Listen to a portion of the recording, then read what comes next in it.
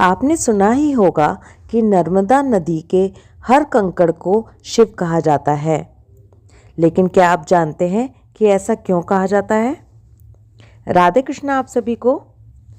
प्राचीन काल में नर्मदा नदी ने बहुत वर्षों तक तपस्या करके ब्रह्मा जी को प्रसन्न किया। प्रसन्न होकर ब्रह्मा जी ने वर मांगने को कहा। नर्मदा जी ने कहा, ब्रह्मा जी, यदि आप मुझ पर प्रसन्न हैं तो मुझे गंगा जी के समान कर दीजिए। ब्रह्मा जी ने मुस्कुराते हुए कहा, यदि कोई दूसरा देवता भगवान शिव की बराबरी कर ले, कोई दूसरा पुरुष भगवान विष्णु के समान हो जाए, कोई दूसरी नारी पार्वती जी की समानता कर ले और कोई दूसरी नगरी काशीपुरी की बराबरी कर सके, तो कोई दूसरी नदी भी गंगा के समान हो सकती है।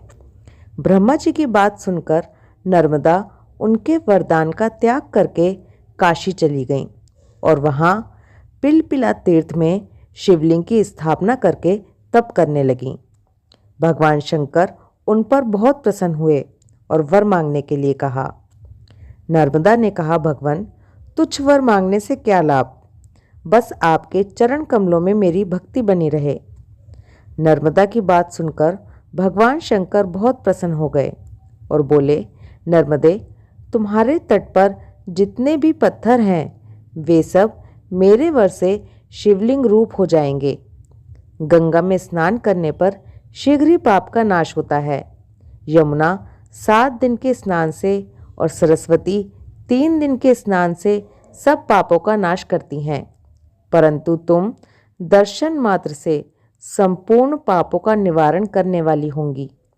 तुमने जो नर्मदेश्वर शिवलिंग की स्थापना की है वह पुण्य और मोक्ष देने वाला होगा। भगवान शंकर उसी लिंग में लीन हो गए।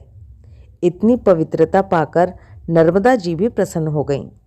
इसलिए कहा जाता है, नर्मदा का हर कंकड़ शिव शंकर है।